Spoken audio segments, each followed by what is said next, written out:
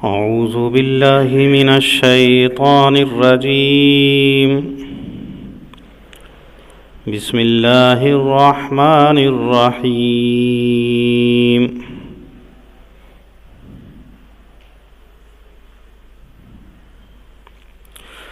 ألم يروا إلى الطير مسخرات في جو السماء ما يمسكهن إلا الله إن في ذلك لآيات لقوم يؤمنون. والله جعل لكم من بيوتكم سكنا وجعل لكم من جلود الأنعام بيوتا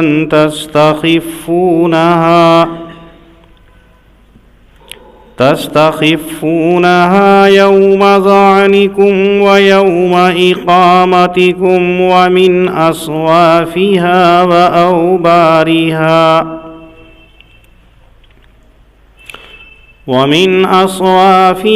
وأوبارها وأشعارها أثاثا ومتاعا إلى حين. صدق اللہ العظیم.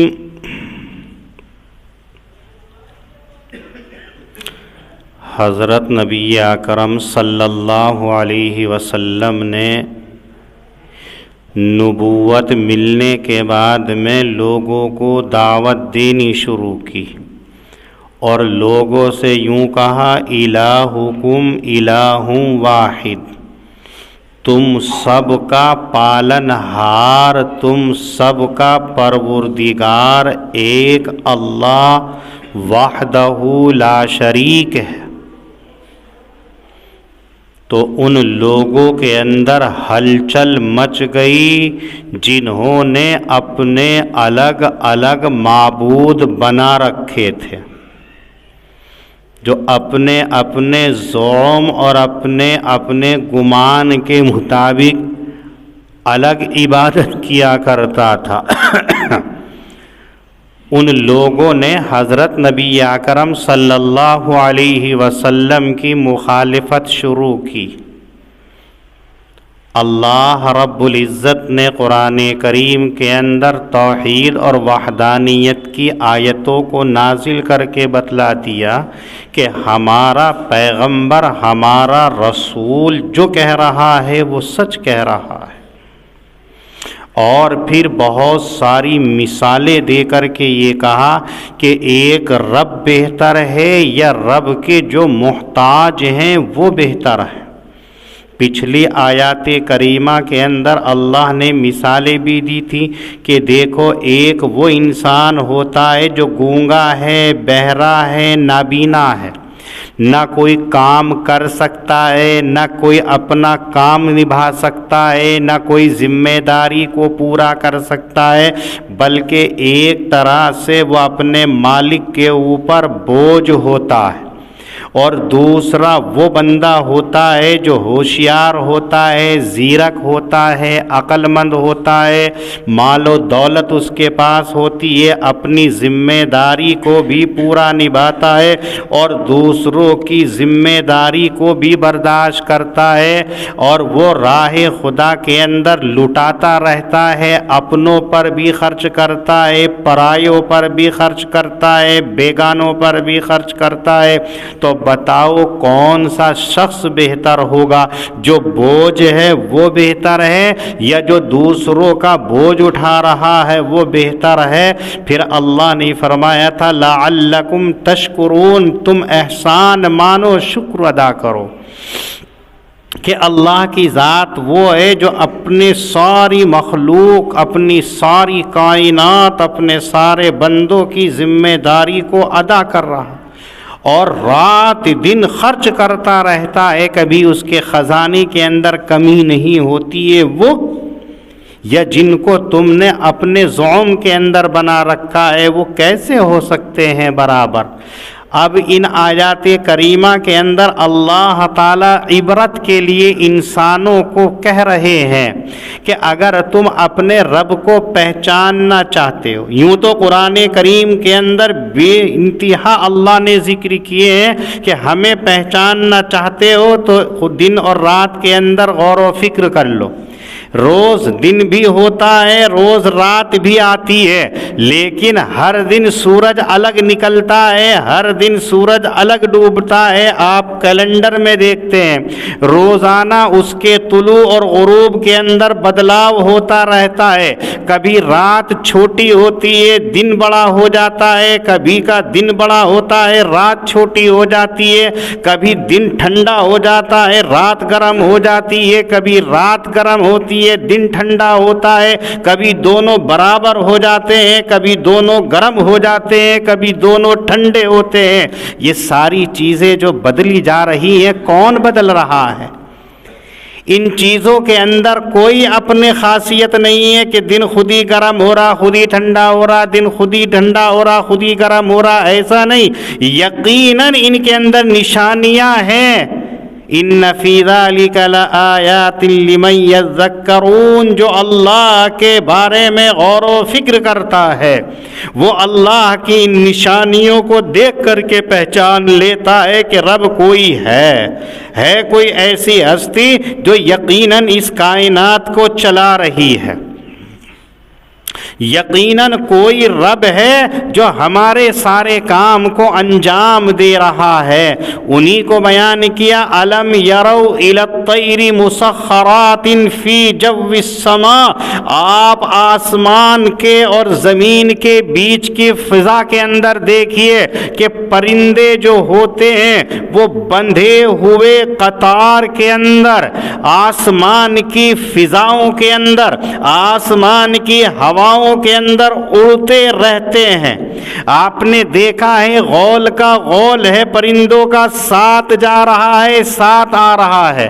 آپ دیکھیں گے کبوتروں کو تو ایک ساتھ سارے جا رہے ہیں۔ پیچھے آیا تھا شہد کی مکھی نحل کو دیکھیں گے، رانی آگے چل رہی ہے اور ساری کی ساری اس کے پیچھے چل رہی ہیں، کوئی اس سے بھٹکتی نہیں ہے، پورے کا پورا قافلہ جاتا ہے، کوئی ان کو اڑانے والا نہیں، کوئی ان کو چلانے والا نہیں، کوئی ان کی نگرانی کرنے والا نہیں، کوئی ان کو رہنمائی کرنے والا نہیں، کوئی ان کی حفاظت کرنے والا نہیں ہے۔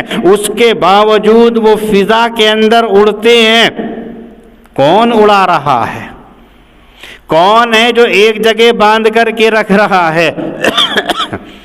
آپ دیکھیے گا پرندے ہیں سارے ساتھ گھوم رہے ہیں، مکھیاں ہیں ساری ساتھ گھوم رہی ہیں، اور بھی فضا کے اندر اڑنے والی مخلوقات ہیں، وہ ساری کی ساری کون ہے جو ان کی نگرانی کر رہی ہے؟ ما یمسکہن الا اللہ، ان تمام کو باندھنے والی ذات، ان تمام جانوروں کو دیکھنے رکھنے والی جوڑنے والی ذات اللہ ہے، وہ اللہ ہی ہے۔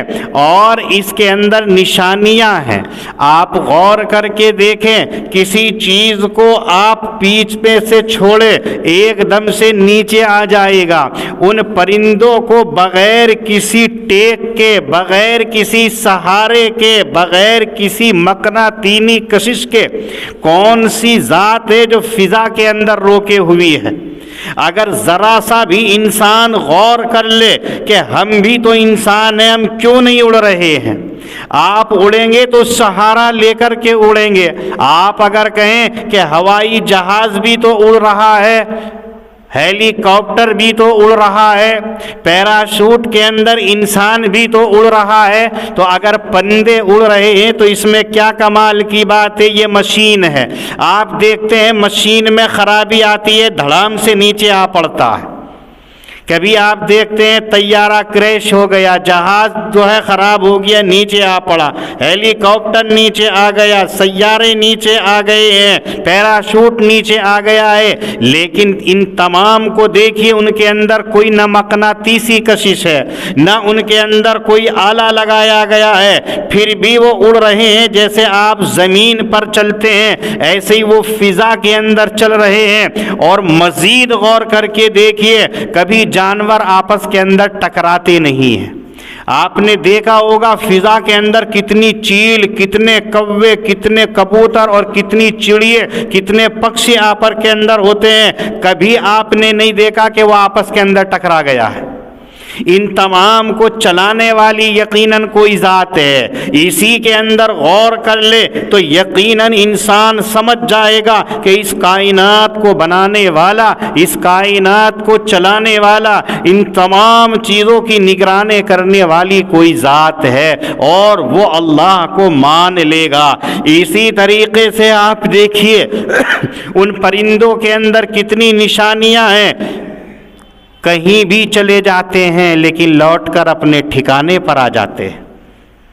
آپ نے پیچھے دیکھا شہد کی مکھیاں ہیں، کتنی دور چلی جاتی ہیں شہد کو حاصل کرنے کے لیے، رس کو حاصل کرنے کے لیے، لیکن لوٹ کر کے شام کو وہ اپنے اسی ٹھکانے پر آ جاتی ہے۔ وہ کون ہے جو اتنی سی چیز کو سکھا رہا ہے، راستہ بتا رہا ہے؟ یقیناً کوئی ذات ہے جو ان کو چلا رہی ہے، دیکھ رہی ہے۔ اگر تم ان چرندوں، پرندوں، درندوں، پکشیوں کو دیکھ لو تو اللہ کو مان لو گے۔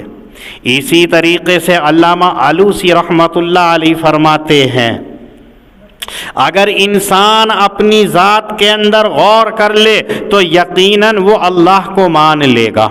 انسان پانی پیتا ہے حلق کے ذریعے سے، وہی پانی جب انسان کے مختلف حصوں سے نکل کر کے باہر آتا ہے تو ہر ایک کا حکم الگ ہوتا ہے، ہر ایک کا ذائقہ الگ ہوتا ہے، ہر ایک کا ٹیسٹ الگ ہوتا ہے۔ اگر یہی پانی آنکھوں سے آنسو بن کے نکلتا ہے، یہی پانی ناک کی ریزش بن کے ناک کے نتنوں سے نکلتا ہے، یہی پانی پیشاب کے راستے سے پیشاب بن کے نکلتا ہے، یہی پانی پسینہ بن کے بدن کے مساموں سے نکلتا ہے، یہی پانی تھوک اور بزاق بن کے منہ کے اندر سے نکلتا ہے، تو ہر ایک کا ذائقہ الگ ہوتا ہے، ہر ایک کا حکم علیحدہ ہوتا ہے۔ جبکہ ڈالا گیا تھا صرف پانی حلق کے اندر، اسی کو واپس لایا جا رہا ہے تو اس کے اندر کتنی ہوتی ہے۔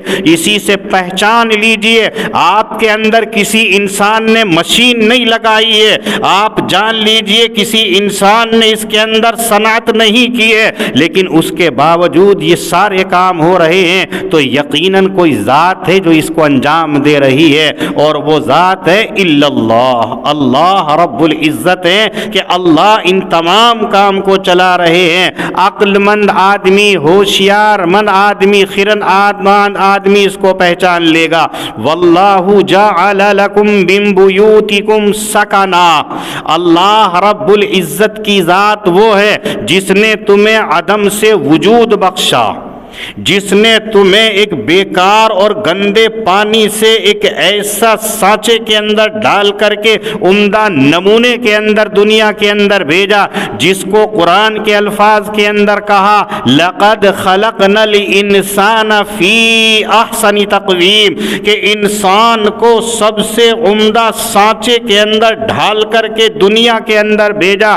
اس کے مادہ قریبہ کو دیکھو تو گندا اور ناپاک نطفہ ہے، اس کے مادہ بعیدہ کو دیکھو تو بجنے والی مٹی، گلی سڑی کیچڑ ہے، اس سے ہمارے باپ آدم علیہ السلام کا پتلا بنا کر کے پیدا کیا گیا۔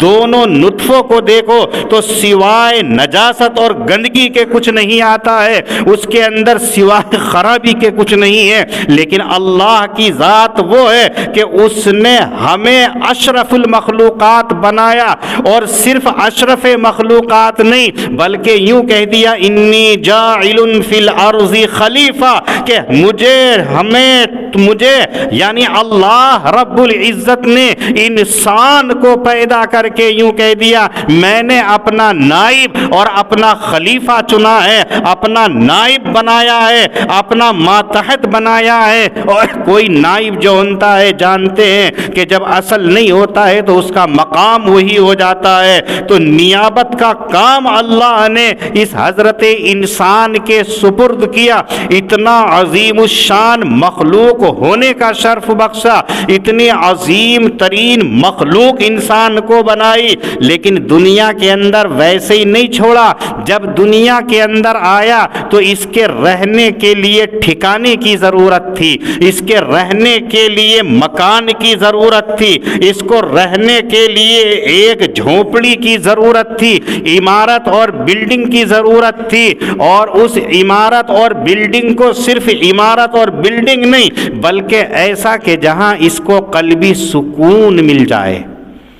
انسان کو ایسی جگہ کی ضرورت تھی جہاں اسے جائے قرار کہا جا سکے، جہاں اسے سکون مل جائے۔ آپ نے دیکھا ہوگا کہ آدمی اگر اپنے چھپر کے نیچے بھی رہتا ہے تو سکون ملتا ہے، اپنی جھوپڑی کے اندر بھی ہوتا ہے، اپنی جھگی کے اندر بھی ہوتا ہے تو اس کو سکون ملتا ہے، دوسری جگہ نہیں۔ آج دیکھیے آج کا دور بڑی بڑی عمارتیں بنانے کا ہے، عظیم عظیم بلڈنگیں بنانے کا ہے، لیکن ان کے اندر اگر قلبی سکون نہیں ہے تو وہ مکان بیکار ہیں۔ آپ نے دیکھا ہوگا کہ بہت سارے لوگ ہیں بڑی عظیم الشان بلڈنگ بنا لیتے ہیں، لیکن ان کے گھروں کے اندر انہیں سکون نصیب نہیں ہوتا ہے، ڈرے ہوئے ہوتے ہیں، سہمے ہوئے ہوتے ہیں، کبھی نیند نہیں آتی ہے، کبھی ایسا ہوتا ہے کہ اس بلڈنگ کے رہنے والے اس کو پریشان کرنے والے ہوتے ہیں،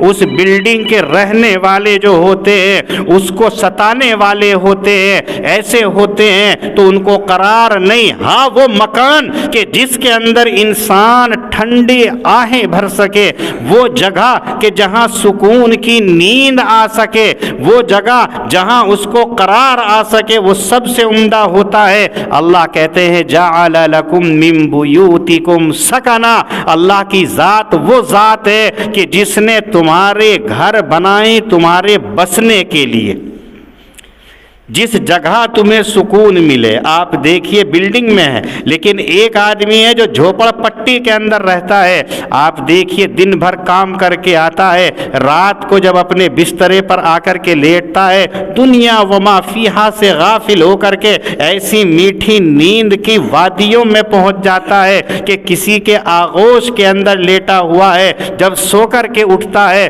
تو وہ حشاش و بشاش اٹھتا ہے، فرحت و انبساط و مسرت و شادمانی کے ساتھ میں اٹھتا ہے، بالکل فریش ہو کر کے اٹھتا ہے۔ یہ کس نے بنایا ہے؟ یہ اللہ نے بنایا ہے کہ تمہیں اسی فرش کے اوپر سکون مل جاتا ہے۔ یہ اللہ کی ذات ہے کہ ہر انسان کو اس کے مناسب گھر عنایت کرتے ہیں۔ اور پھر اللہ نے کیا کیا؟ جعل لکم من جلود الانعام، انسان دنیا کے اندر آیا ہے تو وہ ایک جگہ ٹھہرے رہنے کے لیے نہیں آیا۔ ایک انسان صرف ایک ہی جگہ رہ لے یہ ناممکن ہے۔ آپ نے گھر بنا لیا، مکان بنا لیا، کمرے بنا لیے، پوری زندگی اسی کوٹھڑی کے اندر آپ گزار دو، یہ ہو نہیں سکتا ہے۔ آپ کو کام کرنے کے لیے جانا پڑے گا، سامان خریدنے کے لیے بازار جانا پڑے گا، مارکیٹ جانا پڑے گا، ایک شہر سے دوسرے شہر تجارت کرنے کے لیے جانا پڑے گا، ایک جگہ سے دوسری جگہ محنت مزدوری کرنے کے لیے جانا پڑے گا۔ تو آپ کو سفر کے اندر بھی جانا ہے تو سفر کے اندر بھی آرام ضروری ہے۔ آپ نے چلو گھر کے اندر تو آرام کر لیا، آپ نے مکان بنا لیا، بلڈنگ بنا لی، جھونپڑی بنا لی، وہاں رہ لیے، لیکن آپ میرٹھ سے نکل کے دیہات میں جا رہے ہیں، 50 کلومیٹر دور، 100 کلومیٹر دور، 200 کلومیٹر دور، ایسی جگہ پر آپ جاتے ہیں جہاں آپ کے رہنے کے لیے کوئی ٹھکانہ نہیں ہے۔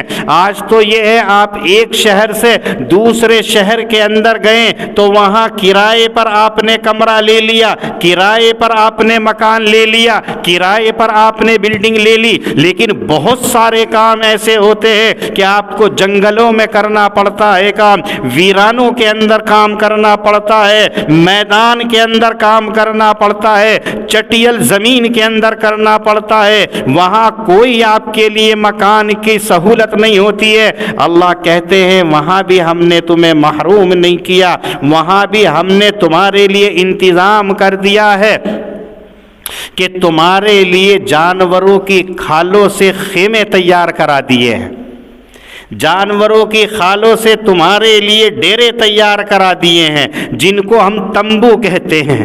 آج کے دور کے اندر تو ترپال ہوا کرتا ہے، آج کے دور کے اندر تو چادریں ہوا کرتی ہیں، کہیں لوہے کی چادریں ہیں اور کہیں سیمنٹ کی چادریں ہیں، کہیں فائبر کی چادریں ہیں، لیکن زمانے قدیم کے اندر جائیے یہ ساری چیزیں نہیں تھی، لیکن ان جانوروں کی کھالیں، ان کھالوں کو بھی ہم نے تمہارے لیے ڈیرے اور خیمے بنا دیے کہ ان کھالوں کو سکھا کر کے چوڑا کر لیا، آپس کے اندر چمڑے کو سی لیا، اب آپ جنگل کے اندر ہیں، ڈیرا ڈال کر کے خیمہ بنا کر کے آپ آرام کر رہے ہیں، آپ دھوپ سے بھی بچ سکتے ہیں، آپ ٹھنڈ سے بھی بچ سکتے ہیں، آپ پالے سے بھی بچ سکتے ہیں، آپ جانوروں سے بھی بچ سکتے ہیں، محفوظ کام کرنے کے بعد میں آرام کر رہے ہیں۔ یہ کس نے سکھایا کہ جانوروں کی کھال بھی بیکار نہیں ہے؟ آپ ان کھالوں سے ڈیرے اور خیمے، اور کتنے آسان کہ اگر آپ عمارت بنانے کے لیے جنگلوں میں بلڈنگوں کو تیار کرنے کے لیے آپ کو اینٹوں کی ضرورت پڑتی اور چیزوں کی ضرورت پڑتی، کتنا مشکل ہوتا۔ خیمے کے لیے کھالیں ہیں، موڑ کر کے آپ نے بیگ میں رکھی، اس کی گٹھڑی بنائی، کندھے پر ڈالی، چلے گئے، جہاں آپ کام کر کے تھکے خیمہ ٹانگا، بنایا، گاڑا، آرام کر لیا، جب چلے چل دیے۔ یہ آسان سا چلتا پھرتا مکان کس نے دیا ہے؟ اللہ نے دیا ہے، یہ آپ نے نہیں بنایا ہے۔ آپ سوچو کہ اس کے اندر کاریگری تو ہم نے کی ہے، اس کھال کو دباغت دی، اس کھال کو مسالے، کیمیکل اور نمک سے صاف کیا، گرمی اور سورج کی تپش سے اس کی رطوبت کو سکھایا، پھر جب خشک ہو گیا تو چمڑے کو چمڑے کے ساتھ میں جوڑا، پھر اس میں رسی بنا کر کے تمبو گاڑنے کے لائق کیا۔ یہ تو ہمارا کمال ہے، تو ہمارا نہیں ہے، یہ سکھایا کس نے ہے؟ اللہ رب العزت نے سکھایا ہے۔ تمہارے لیے گھر بھی دے دیا، تمہارے لیے جنگلوں کے اندر، ویرانوں کے اندر ایسے چلتے پھرتے مکانات بھی دے دیے، اور پھر اسی کے ساتھ ساتھ ایسا کیا کہ آپ اگر جا کر کے کہیں مستقل مہینہ، 2 مہینہ، 3 مہینہ، 4 مہینے رہ رہے ہیں تو آپ اسی خیمے کو گاڑ کر کے مہینوں نہیں سالوں تک رہ جائیے، آپ کو کوئی پریشانی نہیں ہوتی ہے۔ یہ تمہارے رب نے تمہارے لیے بنایا ہے۔ اور پھر وَمِنْ أَصْوَافِهَا وَأَوْبَارِهَا وَأَشْعَارِهَا، بھیڑ کے اوپر اللہ کہتے ہیں ہم نے اون کو اگا دیا، پیدا کر دیا۔ اگر تم ٹھنڈی کے موسم میں ہو تو آپ اس کی پشت سے اون کو حاصل کر کے اپنا لباس بنا سکتے ہو، اپنی چادر بنا سکتے ہو۔ وَأَوْبَارِهَا، اور اونٹوں کے بالوں سے آپ اپنا سامان تیار کر سکتے ہو۔ وَأَشْعَارِهَا، اور بکریوں کے کھالوں کے اوپر جو بال ہے ان سے آپ اثاثا و متاعا، بہت سارے سامان اور بہت سارے اثاثے اور قیمتی چیز آپ تیار کر سکتے ہو، لیکن ایک مدت متعینہ تک۔ آپ دیکھیے جاڑوں کا موسم آ رہا ہے تو ابھی پیچھے بیٹھے ہیں بھائی آصف صاحب، وہ دکان پر جائیں گے جوتے والے کی، کیا کہیں گے؟ لیدر کا جوتا دیجئے، لیدر کے مجھے خفین دیجئے۔ اب یہ چونکہ جماعت میں بھی جائیں گے، سفر میں بھی جائیں گے تو ان کو خفین کی ضرورت، تو ریکسین والا نہ دیجئے، لیدر کا دیجئے۔ یہ لیدر کہاں سے حاصل ہو رہا ہے؟ چمڑے سے ہو رہا ہے۔ یہ چمڑا کیا چیز ہے؟ وہی جانوروں کی کھال ہے۔ پھر جائیں گے مسجد کے اندر بھی انہیں ٹھہرنا ہے، جماعت جائے گی، سفر میں جا رہے ہیں، مال لینے کے لیے جا رہے ہیں، گھر کے اندر تو آپ ہیٹر چلا لیں گے، گرمی سے بچاؤ کے مختلف سادھن کر لیں گے، وہاں کچھ نہیں ہوگا تو آپ کہیں گے کہ گرم شال دیجئے، گرم چادر دیجئے۔ یہ چادر کہاں سے تیار ہو رہی ہے؟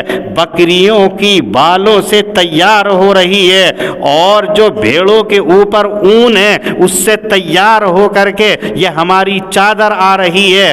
اور اگر آپ ذرا دیکھنے میں اچھے لگنا چاہتے ہیں، ایک انسان تو وہ ہوتا ہے بس وہ اپنے تن کو اور اپنے بدن کو ڈھانپنا چاہتا ہے، کیسا ہی لباس ہو وہ لباس کو نہیں، لیکن اگر کوئی نظافت اور نفاست پسند ہے، بھائی آصف کو دیکھو صاف ستھرے اجلا رہنے والے ہیں، تو یہ کہتے ہیں کہ جی مجھے ایسا ٹوپا دیجئے جو دیکھنے کے اندر خوشنما معلوم ہو، جو دیکھنے کے اندر اچھا لگے۔ آپ مجھے اوپر کی جوار کٹ ایسی دیجئے جو اس کے اوپر بال بھی اگے ہوئے ہوں، دیکھنے میں اچھے ہوں۔ تو اس کو کہہ دیا کہ آپ بکری کی کھال کی جوار کٹ بنا لیجئے، بکرے کی کھال کا آپ ٹوپا تیار کیجئے، جیسے خرگوش کے ٹوپے آیا کرتے ہیں ایسی کھالوں کے آتے ہیں، اس کے اوپر بال ایسے کے ایسے ہوتے ہیں، کتنے خوشنما، گرمی اتنی، آپ نے اسے بدن پر ڈھانک لیا تو اندر پسینے چھوٹ جائیں گے،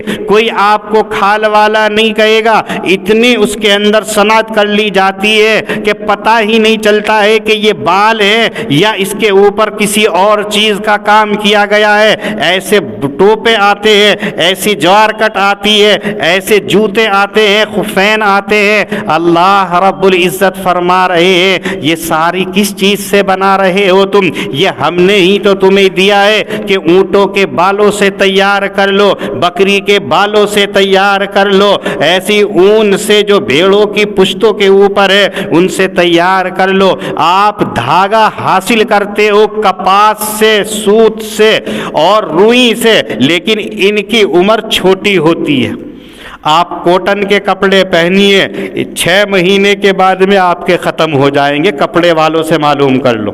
اور اگر کوٹن کے علاوہ دوسرا کپڑا ہے آپ سال ہا سال تک پہن لیجئے، آپ 10 20 سال تک بھی پہن سکتے ہیں، لیکن جو سوت کا دھاگا ہوتا ہے، جو روئی کا دھاگا ہوتا ہے وہ جلدی ختم ہو جاتا ہے، لیکن جو بالوں سے تیار ہوتا ہے وہ سال ہا سال نہیں کئی سال تک باقی رہتا ہے۔ اللہ کہہ رہے ہیں متاعن الی حین، ایک مقررہ مدت تک آپ اس سے فائدہ اٹھاتے ہو۔ ایسی عمدہ چیزیں دینے والی کون ذات ہے؟ یقیناً آپ کا دل پکار اٹھے گا کہ وہ اللہ رب العزت کی ذات ہے۔ واللہ جعل لکم مما خلق ظلالا، اللہ رب العزت اپنے انعام و احسانات گنواتے ہوئے مزید کہتے ہیں کہ اللہ کی ذات تو وہ ذات ہے کہ جس نے اپنی مخلوق سے، جن چیزوں کو اللہ نے پیدا کیا ہے ان چیزوں سے تمہیں سایہ دیتے ہیں۔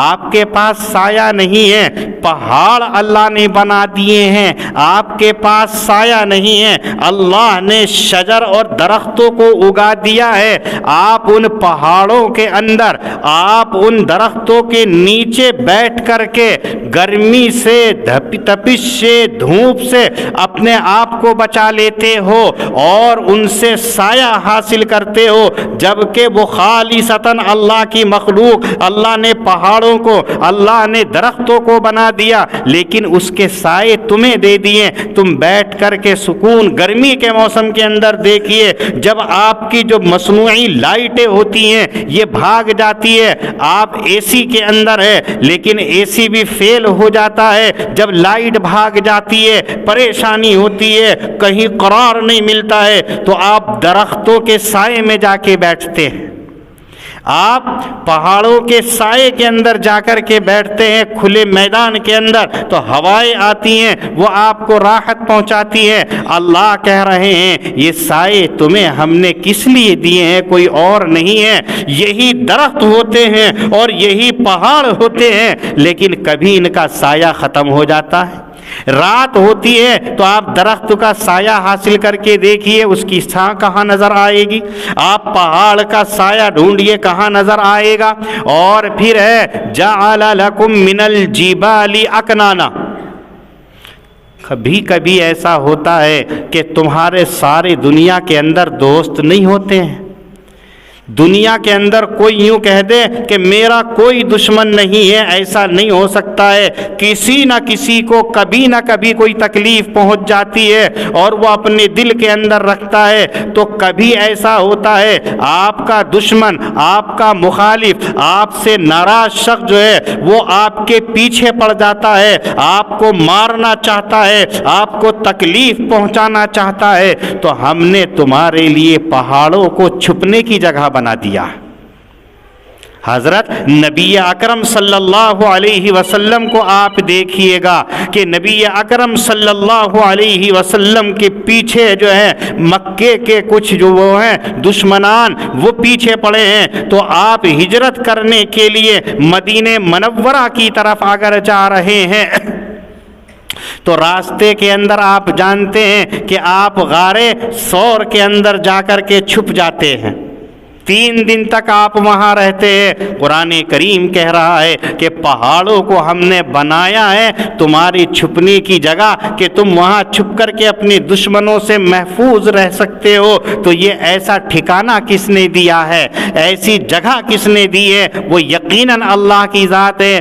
وَجَعَلَ لَكُمْ سَرَابِيلَ تَقِيكُمُ الْحَرَّ، تم گرمی کے زمانے کے اندر رہتے ہو، تم گرمی کے موسم کے اندر رہتے ہو، تو تمہیں لباس کی ضرورت ہے اس گرمی سے بچنے کے لیے۔ تو لباس تمہیں گرمی سے بچنے کے لیے کس نے دیا ہے؟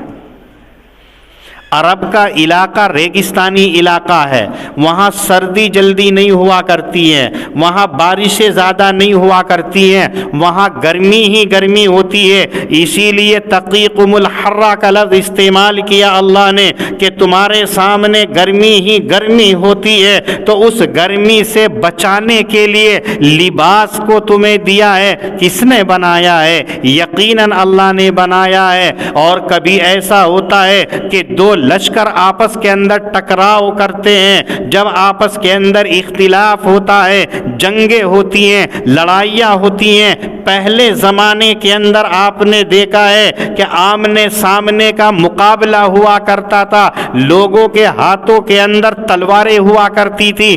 آج ترقی کر کے دوسری چیز آ گئی ہے، تو تلواروں کے ذریعے سے ایک دوسرے سے مقابلہ ہوتا تھا۔ ان تلواروں سے بچنے کا لباس تمہیں کس نے دیا ہے؟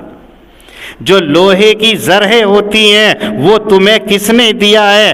جنگ کی لباس تمہیں کس نے دیا ہے؟ آج بھی دیکھیے کہ جب حفاظتی دستہ ہوتا ہے تو اس کو آگے پیچھے پہننے کے لیے ایسی چیزیں دی جاتی ہیں کہ اگر کوئی اس پر وار کرنا چاہے تو وہ وار کارگر نہیں ہوتا ہے۔ یہ لباس کس نے دیا؟ اس لباس کو بنانے کا طریقہ کس نے سکھایا ہے؟ اس لباس کی صنعت گری کس نے بتائی ہے؟ یقیناً اللہ نے بتائی ہے۔ کذالک یتم نعمتہ علیکم لعلکم تسلمون۔ اللہ رب العزت اپنی نعمتیں ایسے پوری کرتے رہتے ہیں، کس واسطے؟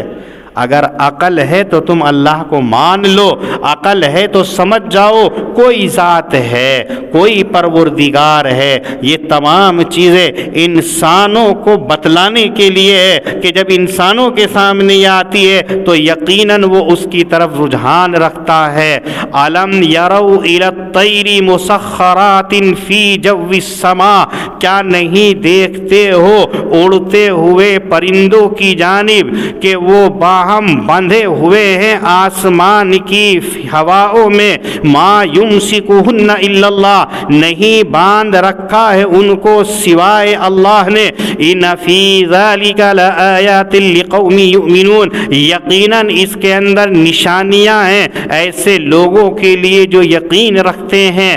اللہ کی ذات وہ ہے کہ جس نے بنائے تمہارے لیے گھر بسنے کی جگہ اور بنائے تمہارے لیے کے جانوروں کی کھالوں سے گھر جو ہلکے پھلکے ہیں، جس دن کے اندر تم سفر میں ہو اور جس دن کے اندر تم ٹھہرے ہوئے ہو، اور بھیڑوں کی اونوں سے اور اونٹوں کے بالوں سے اور بکریوں کے بالوں سے کتنی چیزیں اور اسباب بنائے ہیں ایک مدت مقررہ تک کے لیے۔ اللہ کی ذات وہ ہے کہ جس نے بنائے تمہارے لیے اپنی مخلوق سے سائیں، اور بنائے تمہارے لیے پہاڑ چھپنے کی جگہیں، اور بنائے تمہارے لیے لباس گرمی سے بچاؤ کے لیے، اور بنائے لباس جنگ سے بچنے کے لیے۔ کذالک یتم نعمتہ، اسی طریقے سے پوری کرتا ہے وہ اپنی نعمت کو تمہارے اوپر، لعلکم تسلمون، تاکہ تم اس کا احسان مانو۔ اللہ پاک ہم سب کو دین کی صحیح سمجھ عطا فرمائے۔ وآخر دعوانا ان الحمد